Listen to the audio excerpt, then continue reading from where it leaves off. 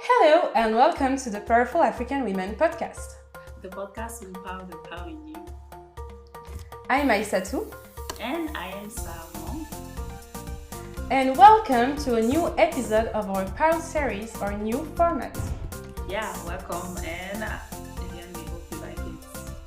Feel free to leave us comments, tips. So just send us loves as always. We will appreciate that so much. I know. So Aissatou, how is Senegal? I know you're still there. At least when we're recording this podcast, you're still there. So what's up? Yes. So Senegal is good, it's warmer, it's not too warm. It's nice to see the people, and just for me, it's 100% family time. So I'm really enjoying it. Oh, yes.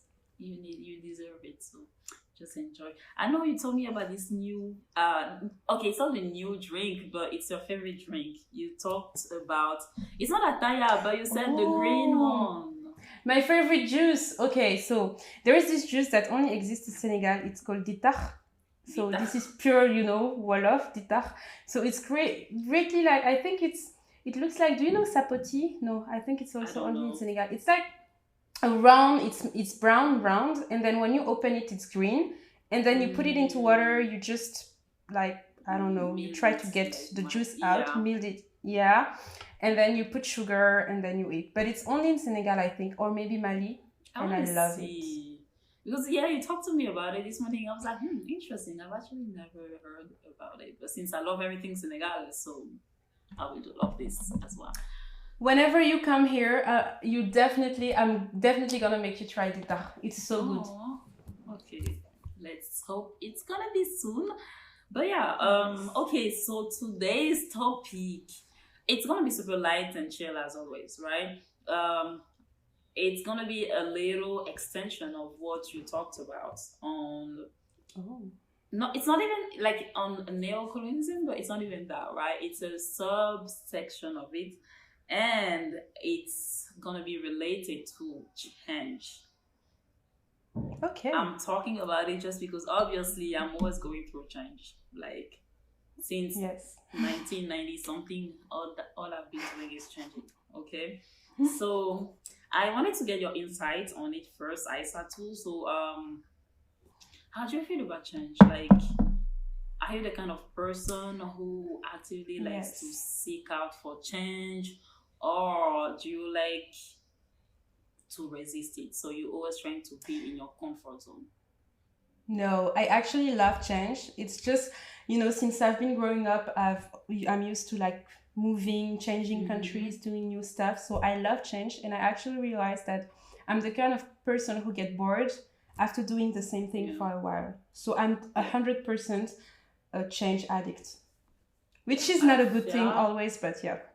Yeah, I feel very similar. Like, I'm the type of person, I'm always looking for change.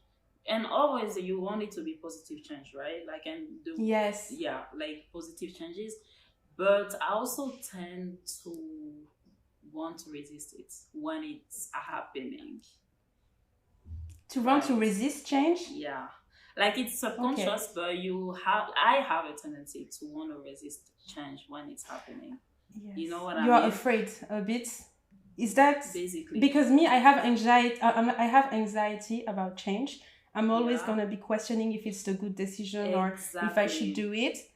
But ultimately, I realize that every time I choose change, it's always better, which is weird. Yep. But once you get into it, Yep, exactly. So basically, usually resisting change, right? It comes from, it comes down to one thing. It's the fear of the unknown. And that is, I don't think it's only me, but I'm sure a lot of people can relate to that. It's you're not opposed to change, you opposed to knowing, to not knowing what's gonna happen. Yes, exactly. Right? Exactly. And I see myself in that 100%. Yeah. Right. So, and the thing is, it's not even only the negative ones, like being laid off for a job, from your job, or facing a health crisis.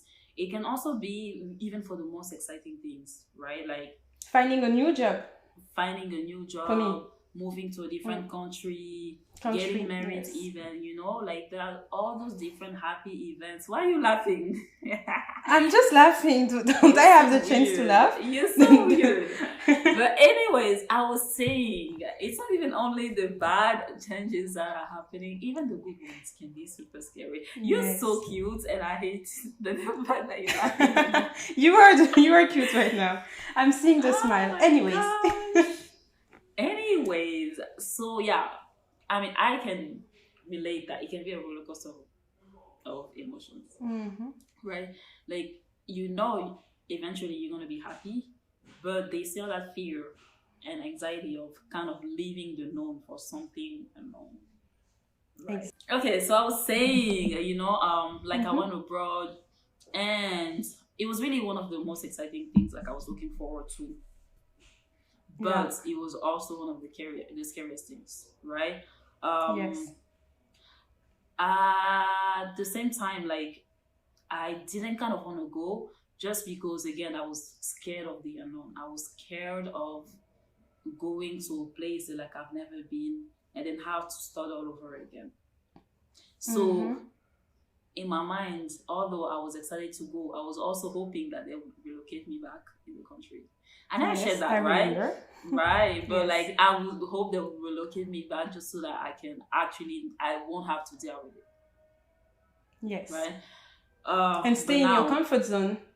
Obviously, because that's always that's where you feel the most happy and safe. That's the biggest factor, safe, right? But now, obviously, like, I've done my time there. I enjoyed it. I loved it. Met so many different people, different foods, different culture, and I was able to learn a lot. So there is something comforting about the certainty of the known, right? It is more, and then something that I actually noticed, it's more logical. No, it's more emotional than logical. Because, you know what I mean? Because in your mind, it's like, you know, logically, so your brain tells you that change is going to be necessary for you, like it's going to bring you so many great things. But your emotion and your heart is like, I'd rather be where I know, like, and then how things are working. Like, I'd rather be safe than actually going somewhere where I don't even know what to expect. Yes. Right. So how do we sometimes resist change? I personally, you know, the thing is, sometimes you don't even know, right? Because sometimes, like, you think you accepted the change happening, but again, the resistance comes very subconsciously. It can be really powerful. And like, really right, tough. Exactly. In my case, it's like that's real anxiety. Thank you. And I mean, you can relate to that. I can relate to that too, because it always goes back to that self-sabotage thing. You self-sabotage yourself a little bit, right? You feed yourself with certain ideas of maybe I just don't need to go there, you know, like I rather be here, or like you're gonna even find reasons like, you know, my for health issues, I'd rather be secure here. You know, sometimes you could use parents as a reason, although they're very independent. You can use, you know, different reasons just because in your mind you're not ready for change. Yes. Yeah, the thing is, again, resistance, like, it's not trying to affect us or harm us. It's actually trying to keep us safe, right? So it's also your own. It's a defense mechanism. Voila, it's a defense mechanism. So it is like preparing us, telling us that something potentially risky is about to happen and we should be ready to act. And that, again, that's what it triggers fear from us, like for us. And then that fear makes us want to take a step back and stay in that comfort zone that you're happy with, right? Yeah. So when resistance happens, like, something you have to just be mindful of is that resistance is always gonna happen, right? Because as human, it's normal gonna happen. And like you said, Aissatou, it's a safety mechanism. And like it would be foolish to throw that away, because it's like, so you don't even want your own self to, like, you don't want your body to be compassionate of you, basically. Right? Yeah, but if we hold on to that idea that we adapt eventually, then we can become more compassionate again, and like not let fear or like resistance take over ourselves. So like thinking about actually like how that change is going to be more beneficial for you, right? How it's going to bring more happiness, and how it's going to make yourself for the best. Like it's going to re-change your perspective of it, and then be exactly more compassionate. Yeah. I could even add, just remind yourself that the situation you are in today comes from you accepting a previous change. Yeah. So it's always gonna be okay. Thank you. Right. And again, the thing is, we are human. We are always changing. Like we are always evolving, and that is something we need to be okay with, because if we don't change, I don't know, like it's actually more scary not to be able to change, right? Like to be settled for such a long period of time with a certain condition where you can seek and thrive for more. And even time is changing. Again, I told you about the seasons are changing. Even your hair is changing because it's going gray at some point. So what makes you think that you shouldn't be changing? Everything is changing, Yeah, I changed over the years there. Like my body changed. My mind changed, everything, like the conditions you put yourself. So eventually it's gonna happen. So now it's really, how do you approach change, right? Or like how do you approach the resistance as well? Yes. So I have like 4 points that I just wanted to touch. There's so many points that you can find, but those are the ones that I felt talked more to me, spoke more to me. And I hope you guys can relate. If you want, you can add more. So 1 is to prepare for it, because again, we all know change is going to happen, right? It's necessary for growth. So prepare for it. And it can even be like, you can start small. Like let's say you want to cut out meat. That's kind of my challenge for me right now. I'm trying to stop eating too much red meat. I won't say just meat, but red meat, because I love lamb. And I think I need to stop. So I'm trying to do like a little detox on it. And yeah, like it could be small, that like once, I can eat it only once every 2 weeks. And I try to like be more accepting, or add more fish, add more like chicken. Variety, right? Exactly, chicken. But also try to change even the way you see recipes. Because for me, I like lamb just because I can do more recipes with lamb. So maybe try to find another variety with all the ingredients, right? So you start small. Like for me, I'm still struggling with it, but little by little, I'll get there.